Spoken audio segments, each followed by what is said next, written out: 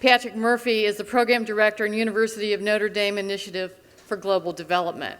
He has 20 years of experience as a systems engineer, operations research analyst, research development acquisition program manager, and military intelligence officer. He has provided analytical and management expertise for research and acquisition programs in academia, industry, and government. Currently, he initiates and leads R&D efforts that apply academic capabilities towards solving global developmental challenges. He organizes multidisciplinary research and education programs in a broad range of development-related topics.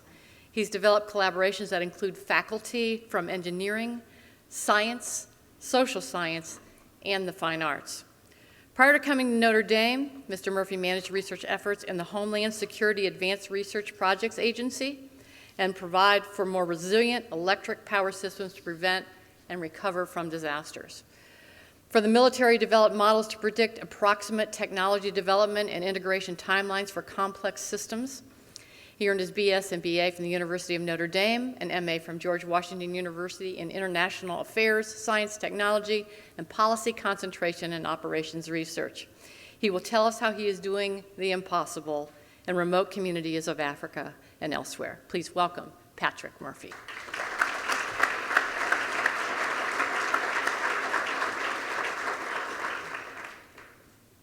Can you hear me away from the mic? I don't like podiums. And can I make this work? Yes, I can do the impossible. It's not the impossible. I don't like to take too much credit for it. My job is not to do the impossible, it's to get resources to people that don't have them. Some of those resources are knowledge, some of it's material, a lot of it's money. Can you see the bottom left picture on this slide? Where is that?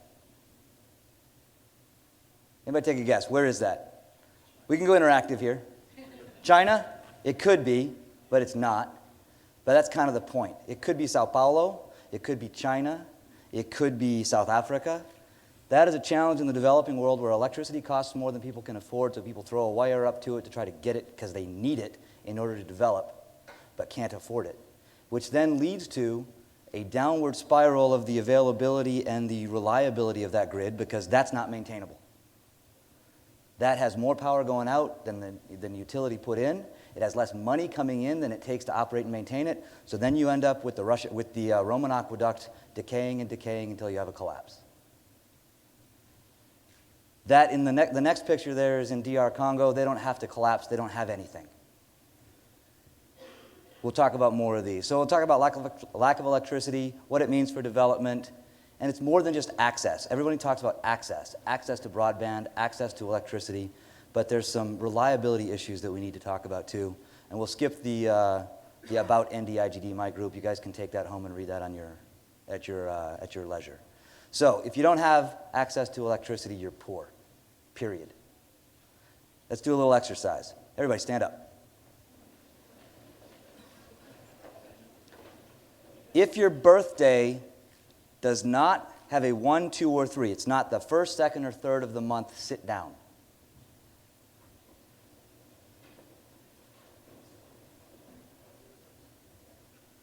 Can you touch someone who is not sitting down without moving? You're the guys, so the guys that are standing have electricity in the developing world. The guys that can reach and touch them are the ones that can walk and charge their phone at that place. The guys that can't may be able to afford a phone, may be able to get one, but they have to walk 10 kilometers to charge it. They have to leave it at a charging station overnight and then maybe get it the next day. They don't get to tweet what's going on in their life. They don't get to call a friend to get a ride from somewhere. They can't afford the ride anyway. But what I'm saying is it's more, and then, now, everyone whose birthday is not on the first or second sit down. These are the guys whose power might actually be on, because it's not just whether the cord gets there, it's whether it works from end to end, and we'll talk about that in a second. So, if you don't have power, you're poor. The darker the color on this map, the less likely you have access. And if you don't have access to electricity, you don't have connectivity. The lighter the color here is the internet penetration. If you don't have internet connectivity, if you don't have the ability to communicate, whether it's internet or whether it's printing press, you have corruption.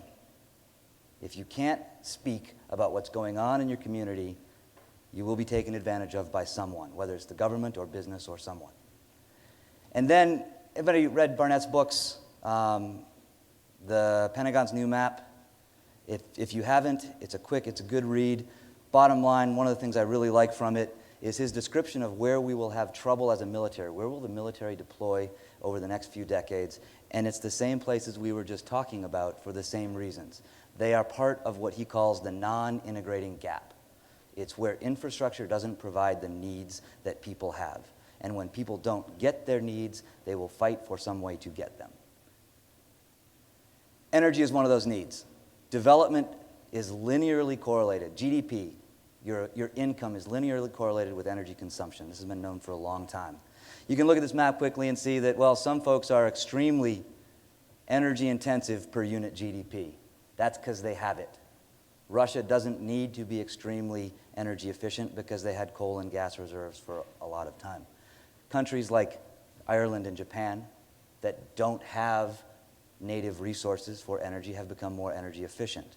The United States has gone from being relatively energy inefficient because we had lots of resources and were manufacturing intensive to shifting to a more energy efficient, but part of that could be just because we've changed from a manufacturing intensive to a more service intensive economy. But the bottom line is India, Sub-Saharan Africa doesn't even show up on this chart. Pasternak from Lawrence Livermore did a really interesting regression of electricity and Human Development Index. Anybody not know what Human Development Index is? I can give a lesson on it if you, or I'll just throw that there. So, Human Development composite statistic that includes GDP, health, and education outcomes. And while I did that, I ruined my slides. There we go. Okay. So, electricity consumption per capita correlated. He did it at 60 countries. I redid his calculation with 180 some odd countries over 3 decades, or three time periods. Bottom line is, if you linearize that, then you can see it even better. Human development and electrification are tightly correlated. I'm not saying it's causal. There's been a lot of research into which causes which, whether development causes consumption or consumption causes development. And I think that the argument there basically boils down to the fact that, yes, they both do. It's a feedback loop. If you have electricity, you develop. If you develop, then you use more electricity. And so they continue to feed back to each other. But as a bit of a nerd, if you can see the R squared there, 85%. 85% of the variation in Human Development Index can be explained by electrification only, by per capita consumption of electricity. And that's not even part of the formula for it. So an 85% R squared is a pretty powerful explanatory. So that's one of the reasons why I work in electrification at the edge. We talk about the developed world and the developing world. Well, one thing, I don't like that word. It hides some stuff, and this chart shows it. Look at Sub-Saharan Africa in the purple on the bottom, called the developing world. We just saw what the correlation between electrification and development is. Their electrification has not grown in 30 years, not significantly, maybe just enough to keep up with population growth. So if your electrification isn't growing, it basically means your Human Development Index isn't growing. Is that part of the developing world? And one of the big reasons is economics. Electricity is expensive. It's not expensive for us, really, but it's expensive when you make 1/100th of what we make in the Western world. And the cost of electricity is 2 to 3 times to 10 times what it costs to get that electricity here. And then even if you get it, it's not always on. So better than showing statistics about it. So here's the US transmission, high voltage transmission grid, and that leads to a distribution grid that the best way to see it is satellite lighting at night. So where you see large intersections of wires, you see large lighting. Now if you go to Africa, keep an eye on that. This is Sabo, bunch of great work on the GIS work on electrification in Africa. Watch this line right here that goes from Egypt to Aswan down into DR Congo. It's not for the people that it goes by. Here, the electricity goes where the wire is. Here, the electricity goes to only a few people. You can look at it in, here's Dominican Republic, so it's not just sub-Saharan Africa. DR, and what I like about this is it encapsulates 3 very key geographies in one picture. So there's DR, Dom Rep, that is mildly lit, but is still not part of the fully developed world. Here's Puerto Rico. Puerto Rico, which is one of the poorest, it's poorer than most of the states, but is still radically more lit than Dominican Republic. And that dark part to the west of the DR, that's Haiti. You can see Leogane. You can see Leogane right there. But there's the line between the DR, between Dominican Republic and Haiti. You can even see the line, if the lighting was a little bit better, because you can see the deforestation. Maybe if you're square on it, you can see that the coloration between Haiti and DR is completely different because Haiti has denuded all of their forests for fuel. Uganda. The map on the left, the darker the color, the higher the population density. The map on the right shows the high voltage transmission circuitry, and they both show up there on the left. But what that really boils down to then is a distribution network from Umeme, the utility, there on the left in green. That is where power reaches, power from the grid. And on the right, that's where 3G. 4G is just getting to a few places. That's where 3G reaches, sometimes, in the dark orange. The light orange, you have cell phone connectivity. In the upper right, you have a very lightly populated region called Karamoja, a lot of herding, so it's hard to justify the expense of running the wire and running the internet and running cell phone circuitry there. But there's a place that does not have connectivity. And without the development, without electricity, you don't have development. Without development, your choices are pretty clear: poverty, death, disease. Solar is an option. Solar gets to the places where, it's interesting, the inverse correlation between solar power availability and the connectivity that we spoke of in the Barnett map. And again, this is some other work from Sabo that I really like. It's the map on the right is where is it cheaper to run diesel versus solar, and the blue is where diesel is better, by an economic balance, current prices, and the orange is where solar is better. And what you really see is countries that have access to oil, and then countries with infrastructure. Because it doesn't take long for you to get off of the infrastructure and into places, say in Uganda, where it only makes sense to truck it to Gulu, but once you start to get outside of Gulu, it's more than $1.30 a liter. And then just the cost of delivering the fuel ends up making it cost more than putting in something with a longer-term solar aspect to it, renewable. But people are using it.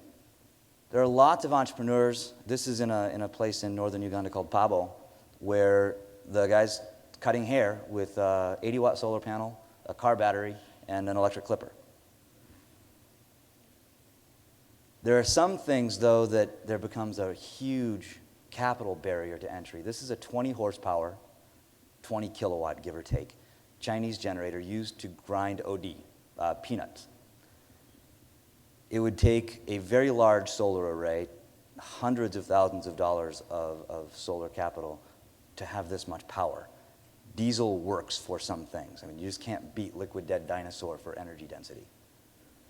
Except for nuclear, and we don't have nuclear OD grinders yet. And solar is often too small, poorly installed, and poorly maintained. And part of that is, and this is like, there's an old thing in the Army that when you were getting trained and the instructor did this, that's going to be on the test.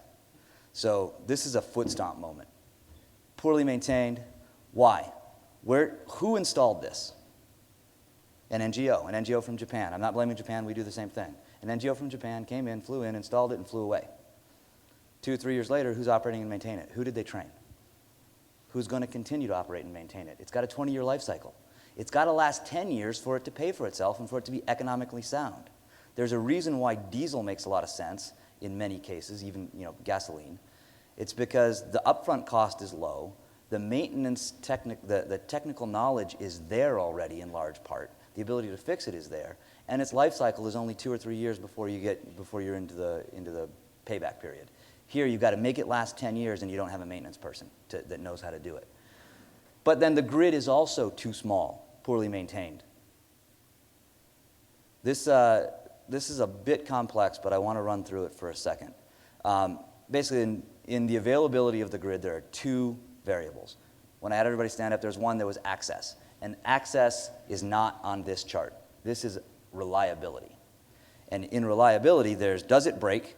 And if it breaks, how long does it take to fix? So the does it break, how many outages per month? And Uganda, they're in the, right in the middle, has 10 outages per month that average about 10 hours each for 100 hours per month of outage. 100 out of 730 some on your average month. Doesn't sound like a lot, except that's enough that it doesn't make sense to have a refrigerator, because your meat and your milk will go bad most of the time unless you have backup power. Now, I throw the Republic of the Congo, French Congo's chart up there, but I don't believe it. I show their data up there. How many hours a month are they out? Can you see the number? It's on the right-hand axis. Over 700. On average, this is average from World Bank survey data, the Republic of the Congo's electric grid is out all month. I'm not sure that's true. I think we might be running into some survey frequency versus duration, instability of the survey question. So I just throw that for example. Let's ignore that one on that end. But in the middle, basically you have sub-Saharan Africa where you can expect 100 hours a month of outage. Now, another way to look at it, there's more data. Not every country has that data, is how many outages do you experience in a year? How many days with an outage? Don't know how long it was. And that exists for most countries across the world. And again, you start to see places like Bangladesh where there are 250 days with outages per year. That's 2/3 of the time. But what's really interesting is then if you look and see what does that do to an economy? Now, this is only a R squared of 42, so only about 48. Only about half of the variation in GDP per capita is a function of average days with outage. And I caveat this again too, this is a log scale. So, it's hiding a lot of variation in the linear. But what we can see is outages matter. It's not just access. If you can't rely on the grid, and you can just think about that anecdotally. If you're going to walk 4 kilometers to the place that has electricity to get a haircut, but the power is only on there 50% of the time, are you going to make that walk? Or are you going to find a non-powered solution? Are you going to use something that's older and more inefficient? If you want a cold Coke, are you going to walk 4 kilometers to the place that has a refrigerator when you don't know if their power is on or not until you get there? That has serious economic impacts in the long run. Now, this is a simpler way. This is the way I like to think about it because I'm a reliability engineer, is remember our standing up exercise? If I was to drop you somewhere in the world, could you plug in your cell phone? And if you did plug it in, would it have power? Would you actually be able to charge the battery? And so this is the multiplication of the probability of, is there access? And in Uganda, for example, which is here on the left, the third one from the left, 90% of the people do not have access. Only 10% of people in Uganda have access to electricity. And then that 100 out of 700 hours a month, or about 85% of the time that power is on, so about 15% it's off. And that gets you right in here to one of the least electrical access places in the world. Even Haiti is somewhere right here. Haiti, after the earthquakes and all that's gone on there, Uganda's infrastructure is not as strong as Haiti's. And we saw what that looked like there as compared to DR. So what are we doing about it? We've got some money from the Accenture Foundation and some donations from Hewlett-Packard to put in solar power. And I don't like solar power in and of itself. I like hybrids. Hybrids allow you flexibility and reliability that, what if the sun's not there for 3 or 4 days? So I still use diesel. I use diesel as a backup, but we try to minimize the amount of diesel we use. But we tie that solar hybrid with internet connectivity and entrepreneurship training. And one of the reasons we do entrepreneurship training is after going through a bunch of the outcomes that we wanted to get, creating jobs was a big one. But even if you provide the educational access through internet and internet training, even if you provide electrification, there is no one sitting there waiting to hire the newly trained person into a job. It's not like there's a newspaper with classified ads saying, we need 37 people to hire when you graduate from secondary school. You're going to have to create your own job, especially in new businesses and new ventures, because no one, and I think this gets to what I like the thought that Corinne had there too, with the fail fast, with the fail early, fail cheap, and in part because you can only do, I'm a systems engineer. I do requirements analysis. What's the requirement? We don't know. We don't know what the requirement is for a growing economy in Gulu because it's not the same as everywhere else. We don't know what it is in Haiti because it's not the same as everywhere else. And it's not for me to decide and dictate. It's going to take a lot of local learning. And I don't decide what the entrepreneurs from our training do for a job. We try to give them the skills to analyze it and see whether it will make money, whether it can be sustainable both environmentally and economically. But I don't have the knowledge to say whether it's a good idea for Uganda. And some of them are going to fail, and some of them are going to fail early, and we hope they fail cheaply, and then they move on to do something else.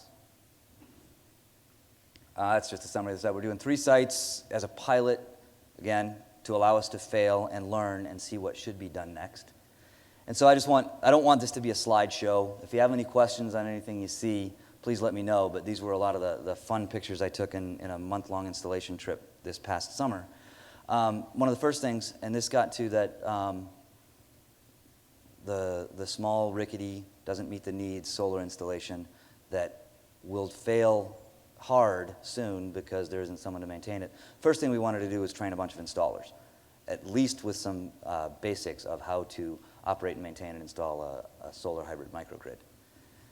And then we had to deliver the stuff, and in the developing world, delivery is a challenge. Logistics are a challenge. There's no forklift to take 4 tons of gear out of the container. If I had to redesign it, I'd say one of the things we failed early and failed expensively on was the systems were too big for manhandling. We managed it, but it was harder than it needed to be. How do you get a container off of a truck in Gulu when you don't have a container lift crane? You tie it to a tree and you drive out from under it. And it worked. And then if you're trying to do an install in Pabo, which is about 30 kilometers, 20 kilometers north of Gulu, and the road is completely blocked because a truck has tried to go through the place where the construction crew is still digging a trench, and the truck is buried this deep, and now all of your gear is in a truck that can't get up that road. And this isn't a small road. This isn't a road that is getting out to a remote village. This is the main road from Kampala to Gulu to Juba, South Sudan.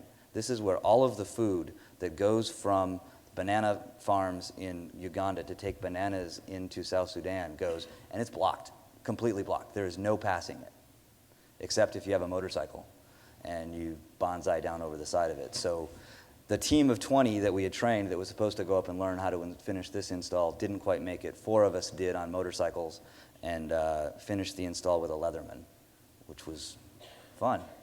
But mostly we had, and the goal of our pilot was not just to install power plants, it was to develop a cadre of folks that knew how to install power plants that could then operate and maintain them for a while. And I'd like to declare victory on that.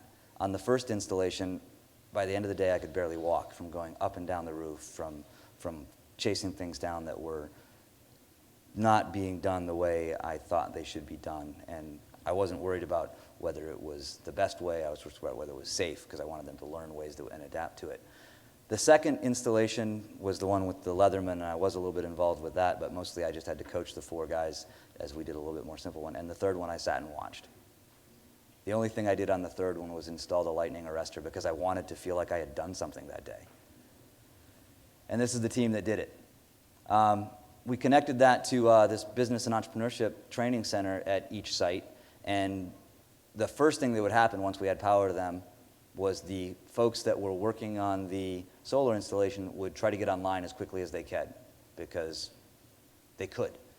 There's a great hunger and need for the connectivity that we're able to provide to the point where they would stay late and stick on it. This is the entrepreneurship library, and it's not quite what Chattanooga's worked up to, but it was a huge endeavor from one of our partners, a group called 31 Lengths. Anyone know the horse race?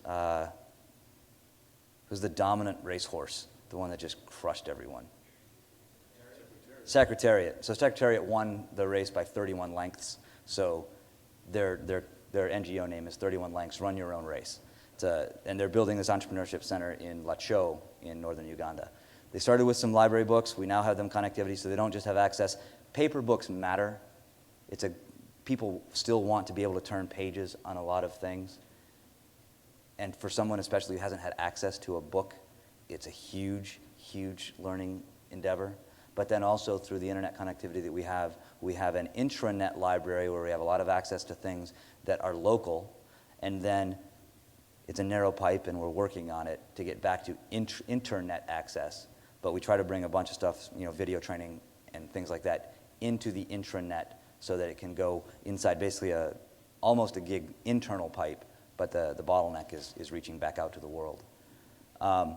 This is the installation in Pabo. We didn't take it down off of the ground. This is a tool that we use to do rapid deploy. It was actually a solar array that's designed for the military to take on to forward bases.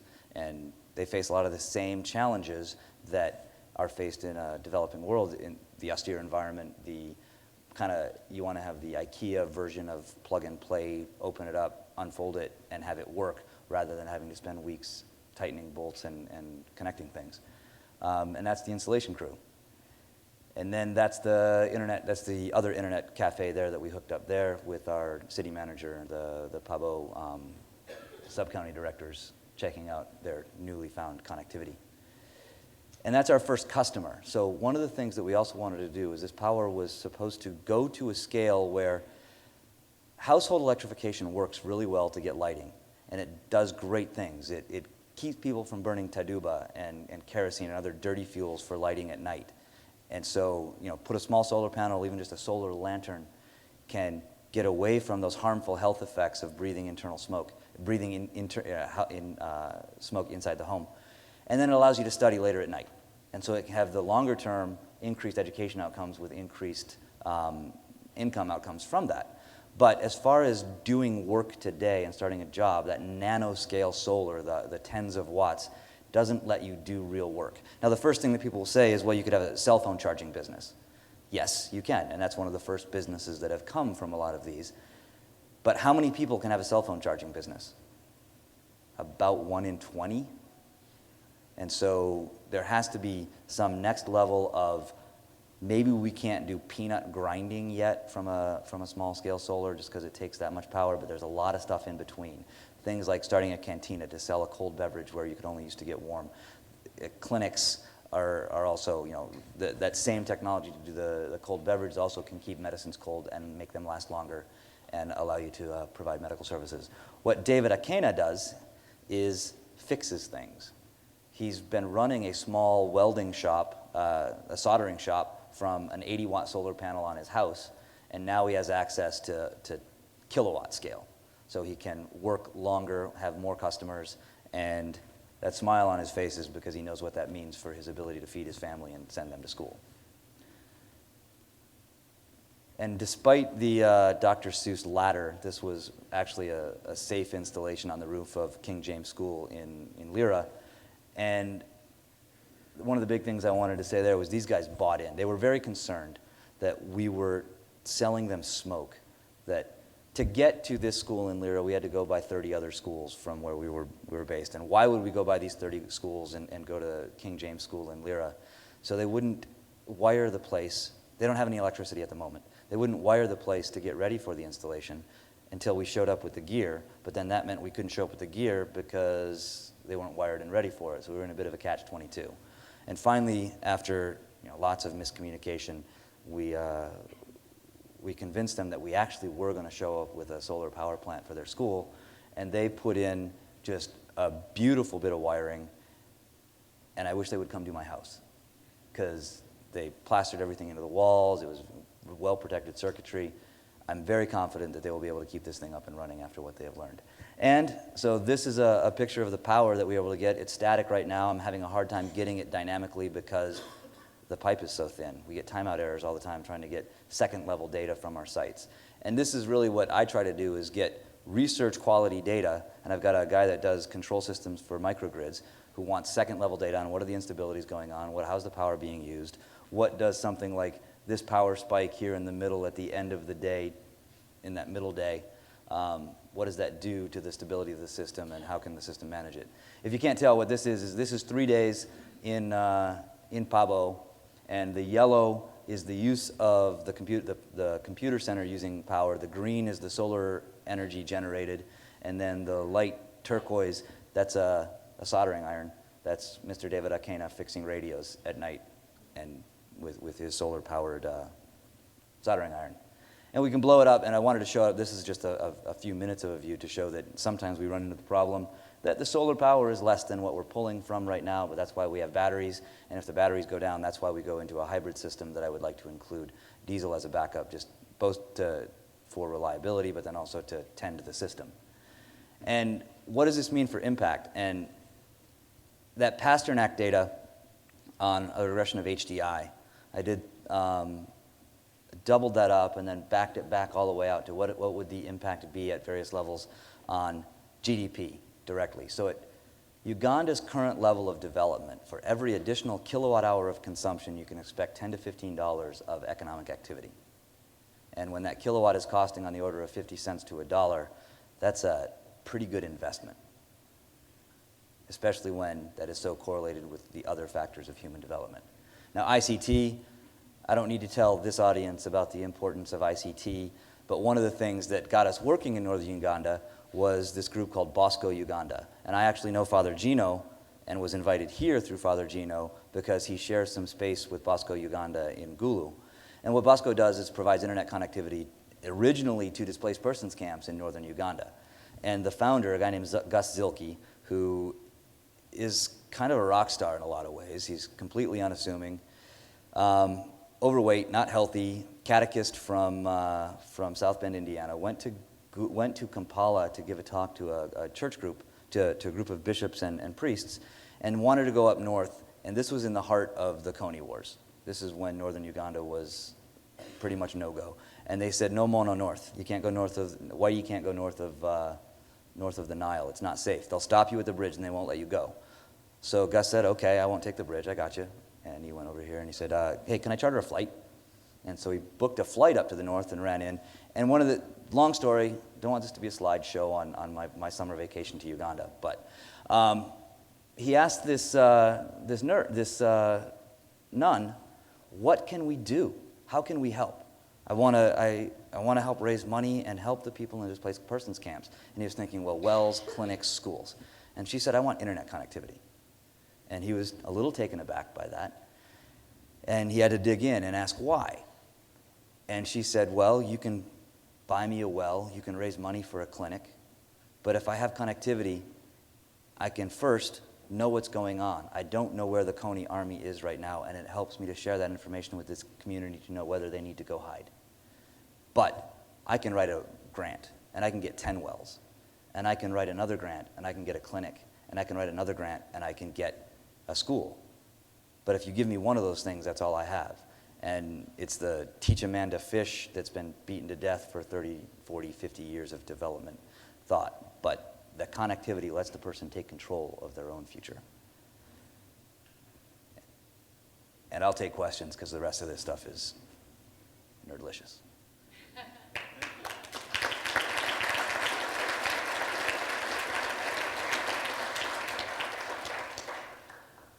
Ready for questions?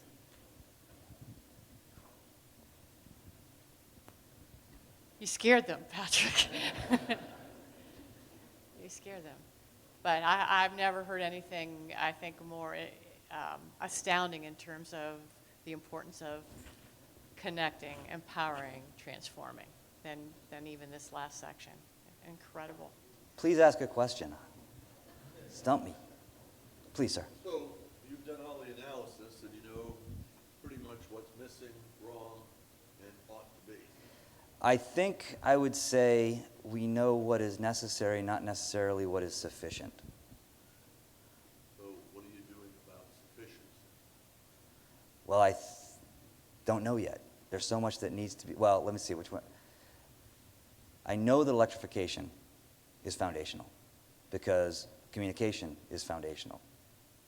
And both of them are necessary for each other. Because I need the communication to actually make the electricity work. I need the electricity to make the communication work. Everything that comes after that, I think, takes a level of creativity that is beyond me, that actually has to be built and customized for the location. Even the technique of electrification needs to be customized for the location. I'll put an example out there. In the places where you had more outages, more frequent outages that were shorter, India, for example, versus somewhere like Uganda that has fewer but longer outages, the actual technology you would use to optimally solve that and give more reliable access, India, you can do it largely with batteries. You can just put basically a UPS system. Basically, your laptop would run in India quite well because you would get power back before your laptop battery was gone. In Uganda, that's not true. We would often have 3 or 4 days of power outages, and no laptop battery is going to last that long. So first, there's a technology modification, a technology adaptation that needs to be customized. And on top of that, there's so much culture that is way beyond my engineering brain that I think it takes more people than I have, and I think that's where a lot of the community comes in. We are not doing anything in Northern Uganda without our community partners. I don't decide who the recipients are. We work with the Bosco as our agent to help build a decision process to who is ready, who can benefit the most. So when you hear Father Gino talking about founding a university in the Gulu area, Yes, sir. what do you think? It's about time. No, Does he have a chance? I actually work at a university that was founded in rural Indiana in the mid-1800s, far from anything or anyone. And when they built it, they kind of dreamed big, and then it burned to the ground. And all of the Holy Cross brothers, said, well, I guess it's time to go back to Paris. And Father Soren said, no, I know what we did wrong. We built it too small. This is God saying, let's go bigger. And so we did. Okay. And there's He used Canton's Belden and he used brick Cant to and do he it. used Belden bricks, Belden bricks from Canton. And I think that Father Gino needs to make sure that he doesn't dream too small. That's interesting. Perfect message. Yes, Dr. Bo. I can say that Archbishop John Baptista Odama is a friend of mine, and I've been to Northern Uganda a number of times. And probably the reason why we have both Father Gino, who is the designate to start the university under the leadership of the Archbishop, and Mr. Patrick Okono, who is the Board of Directors chair, the reason that they're here today is to have what Lou said, to connect. And the challenge I would give this group is, if you think the challenge is daunting, if you think your world has challenges, just imagine how your brothers and sisters in Christ have to deal with day and day when that is where they live. And if you want, the challenge I would offer this group, and I've offered it to Lou as well, please do not let them go home unconnected, because it takes much more resources. It'll take the Church Universal, it'll take Patrick is working with us in the process. I'm proud to say I'm a member of the board of directors of this nascent university. And as one of those members of the board of directors, it's my job to either give or get. And I can't give enough to start a university, but what I can help happen is to help get people with talent and resources that collectively none of us have enough, individually none of us have enough, but collectively we all can really help and do this. So I would really like at this point for Father Gino to address you at this time, and maybe Mr. Patrick as well. You need to listen to them, and please, don't let them go home unconnected. Each of you can help, and I challenge each of you here to make a connection with them so that when they go home, they are connected to the Church Universal and to the Human Family Universal that can help start this Catholic university in Gulu.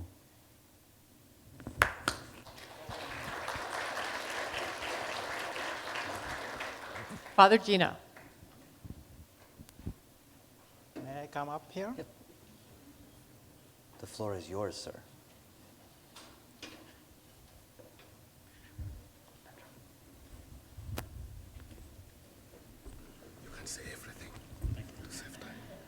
Well, I didn't expect that I would be asked to speak at this August gathering. It's a great privilege for me and for my chair, Mr. Patrick Okumumon, to be here. And we are so grateful to the ICF for inviting us to be part of this experience. As Dr. Bov has mentioned, my Archbishop, His Grace Archbishop John Baptist Odama, has decided to establish a new university. For most of us in the American context, the best thing would have been to say a small liberal arts college, although I'm being told to dream much bigger, but I also have to be realistic. The context is that we have in the region been through more than 23 years of war. Many of you may have seen the Con 2012 videos that came viral on the internet. The timing may not have been exact, but the experiences were real, and we have been part of that experience. And now that the war has basically subsided, and hopefully we shall not have any more war in Northern Uganda and Southern Sudan, since 2007, 2006, towards the end, the challenge now is for rebuilding our communities. And for my Archbishop, this is a pastoral challenge. We have a people who have been through war and displacement, through dehumanization, with lots and lots of trauma. How do we rebuild our communities after many years? We have a society that have been forced during the war times to live in camps in very deplorable conditions. We have a new generation that have not known what it means to be peaceful, what it means to live in the normal home setting. A generation that have lived only with the experience of handouts. And young people who might even think handouts are what they're entitled to. And this is the challenge of rebuilding a community.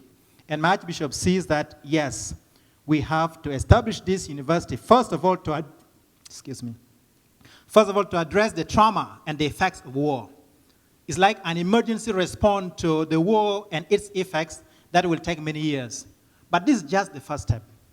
Now, as people go back into their homes, as people have to relearn how to live in their communities, how can we again heal the wounds of injustices, the wounds of bitterness that have been created? And so then, peace studies, conflict resolution becomes an issue of interest to us. But again, our people have resources basically in their land, and now they have to be retrained and to focus on how do we use our resources to improve our conditions. And so the area of development studies become of real concern to us. But again, this whole issue of creativity in how we network and improve our livelihood is the challenge that we want to address by this university. Now, we are very privileged to have the encouragement and, may I say, an informal partnership at the moment with Walsh University. I have been formed by Walsh, having graduated here in 2004 with my MBA here at Walsh, and for which I'm very grateful. And Walsh has been very supportive of this initiative to support the healing process in Northern Uganda. For the last 5 years, they've been sending graduate students and graduate faculty from the Counseling and Human Development Department to train targeted groups of people in basics of counseling skills. And the idea is this. You may be working in the bank, but someone who is lining up in the bank and is very impatient is not only impatient because it's taking long, but is a traumatized person. You may be working in the health unit. You're a nurse, you're a doctor. The person is not coming just because he or she is a patient, but this person is affected by the trauma. You're driving into town, you see somebody walking in the middle of the road, you think he's crazy. The mind is not there. And so everyone in the region needs to be exposed to basic skills of handling people who have gone through trauma and through conflict. And it has affected everyone. Sometimes the emphasis seems to be only on people who have been abducted, people who have been beaten up. But think of a man who failed to provide for his family. What kind of man are you? You're impotent. You failed to provide for your family. You are traumatized, and there's nowhere you can address this trauma. And we have had many cases of suicide that people commit suicide because they've given up in life. And so the University of the Sacred Heart that is being established is to address these long-term effects of war. But it's not only about counseling. It's about total health of mind, heart, and body. This is the motto that we're adopting for the university: health of mind, heart, and body. And as we begin to have initial discussions, we have had very interesting discussions with folks here at Walsh who have been kind of mentoring us too. We have been having discussions on the library front with the library people from here, a librarian from Kent State, library professor from Kent State, retired now, and also a librarian from Akron U. So we are looking into how we can use electronic resources to save on space, and then to also have access to lots of resources that would have otherwise been difficult. And so IT becomes really an issue of great concern and interest to us. Patrick Murphy, in his presentation, spoke of the BOSCO project. BOSCO is actually an acronym: Battery Operated Systems for Community Outreach. And this was actually one of the initiatives, as I mentioned, started by a catechist who reached out to the community in Northern Uganda. It's an initiative of the Archdiocese of Gulu. And the Archbishop has seen that through this, we have that great potential of reaching out. I know I'm taking very long, I'm sorry. But from an opportunity perspective, let us look at the region of South Sudan, having got their independence recently. Northern Uganda, with the emphasis now for the peace, reconstruction, and development, and the focus of new opportunities for business. I think this should be a region of interest to anyone who has a far-sighted idea of business in the region. And of course, we have interest from different stakeholders, Chinese, Japanese, and everyone else, and I think it's important for us to be part of this movement forward. And for us, we believe that the University of the Sacred Heart can be that locus through which we can network with the community. And actually, part of our policy is to require of all our students, we are still in the planning process, to be involved with the community. So that whether you're studying accounting, we should be able to link you up with some aspect of the community, whether at the local council level, whether at a school, to help them see how your knowledge makes difference in the community. And it's really our hope that we can continue the spirit of the ICF to see how the University of Sacred Heart can bring that connection between education, community development, and also networking with others, and entrepreneurship and creativity. It's a great privilege for us to be here. We sometimes feel like the underdogs, and indeed we are the underdogs, because people ask, you're starting in a place that has been through war. Where will they get the money?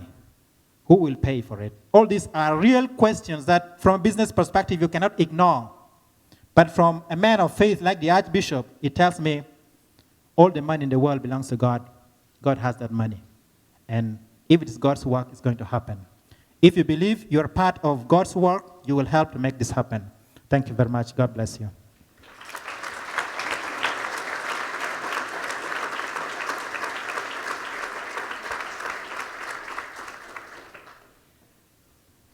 Well, I think we have illuminated here this morning that the story of transforming communities is definitely told in very human terms. And what we'd like to offer you is we're going to be asking our thought leaders this morning to wander to our atrium area, just on the other side of this room.